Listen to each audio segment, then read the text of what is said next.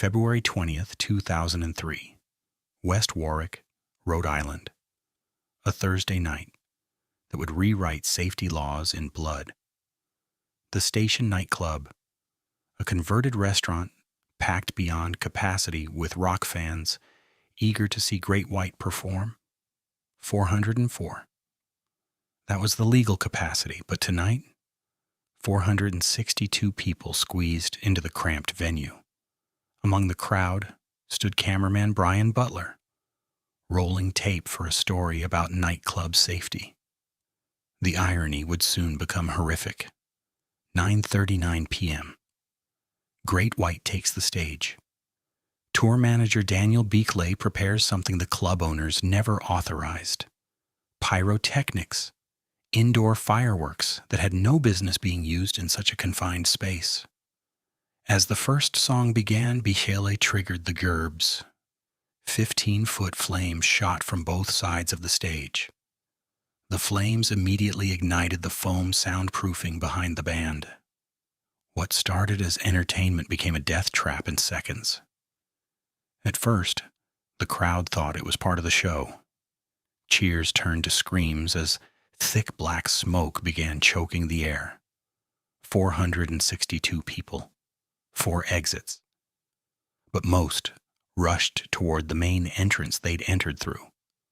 Butler's camera captured every horrifying second as the venue transformed from concert hall to inferno. In just 85 seconds, 100 people would lose their lives. 230 more would be injured. 85 seconds. Less time than it takes to brew a cup of coffee. Long enough to change building safety forever. This is the story of the station fire. Behind the walls of the Station Nightclub lurked a silent killer, installed with the best of intentions, but the worst possible outcome. Brothers Jeffrey and Michael Derderian had purchased the station in March 2000. They wanted to solve a noise problem. Neighbors had complained about sound bleeding from the club. The solution seemed simple. Install soundproofing foam. But the foam they chose was polyurethane packaging foam, not soundproofing material, packaging foam. This foam was designed to protect electronics during shipping. It was never meant to line the walls of a building filled with people.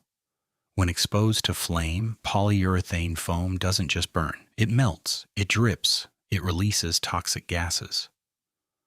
The brothers installed this death trap without permits, no inspections, no safety reviews. But the foam wasn't the only violation hiding in plain sight at the station. Exit doors were locked to prevent people from sneaking in without paying. Others were unmarked, hidden behind curtains and equipment. The fire marshal had already cited the station for overcrowding violations multiple times. Yet somehow the club remained open. Every violation, every shortcut, every ignored warning was about to converge into catastrophe. The stage was set. The foam was installed. The exits were blocked. And on February 20th, 2003, 9:41 p.m., the pyrotechnics ignite. For the first 15 seconds, everything unfolds exactly as the foam manufacturers warned it would. The foam doesn't just burn, it becomes liquid fire, spreading across the ceiling like molten lava, consuming everything in its path. The crowd watches, mesmerized. Cheers erupt from the audience. They think this spectacular display is part of Great White's show. Precious seconds tick away. 10 seconds, 15, 20. The audience remains frozen, captivated by what they believe is an elaborate stage effect. Then reality strikes. Someone screams, "Fire!" The spell breaks. 462 people realize they're trapped in hell. The stampede begins. Every instinct screams the same command. Get to the main entrance, the door you came through, the door everyone knows. 400 people, one door, 32 inches wide. The mathematics of disaster written in human flesh and terror. The bottleneck forms instantly. Bodies wedge against bodies. Forward movement stops. The human wall begins to build. Those in front can't move forward. Those behind can't see the blockage. The pushing continues. The pile grows higher, 3 feet high, 4 feet, 5 feet. The human wall reaches 6 feet tall, a mountain of desperate souls fighting for breath. Victoria Egan, just 27, somewhere in that pile. Jimmy Gahan, 49, a father of 3. Faces becoming statistics. The smoke claims more lives than the flames. Carbon monoxide and hydrogen cyanide flood in the aftermath of the inferno. Investigators sifted through the charred remains of the station nightclub. Their mission: to determine who would be held responsible for 100 deaths. The investigation revealed shocking negligence. No sprinkler system existed anywhere in the building. Exit capacity was woefully inadequate for the 460 people packed inside that night. 3 men would face criminal charges. Tour manager Daniel Bichelet and club owners Michael and Jeffrey Derderian. Bichelet, who lit the fatal pyrotechnics, pleaded guilty to 100 counts of involuntary manslaughter. He received 15 years in prison but would serve only 4 behind bars. Michael Derderian also received 4 years in prison for his role in the tragedy. His brother Jeffrey received probation and 500 hours of community service. But for survivors and families of the dead, criminal justice wasn't enough. They pursued civil litigation against everyone connected to the deadly venue. The settlements totaled $176 million. Money that could never replace the lives lost, but provided some measure of accountability. Yet the most important changes would come not from courtrooms, but from lawmakers determined to prevent another station fire.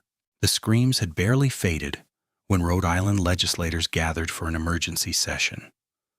100 lives lost. 100 reasons to rewrite the rules that had failed them. Within months, Rhode Island passed the most comprehensive fire safety reform in the state's history.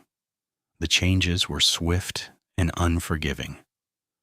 Mandatory sprinkler systems in every nightclub, no exceptions. Exit doors were tripled. Occupancy limits slashed in half. The margins for error eliminated. But Rhode Island was just the beginning. The reforms spread nationwide like wildfire. Pyrotechnics, once unregulated, now required permits and fire marshal approval in every state. Venue staff nationwide now undergo mandatory crowd management training. The chaos of that night becoming a lesson plan. The building codes that had been suggestions became commandments, written in the blood of the innocent.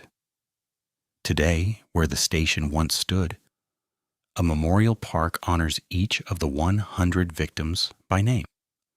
Stone markers bear witness to lives cut short, but also to the changes their sacrifice demanded. Every sprinkler that activates, every clear exit sign, every controlled pyrotechnic display carries their legacy. The station fire didn't just expose our failures, it forced us to build a safer world from the ashes. 100 lives lost. Millions more protected by the laws their deaths demanded. If this opened your eyes, smash that like button and subscribe for more.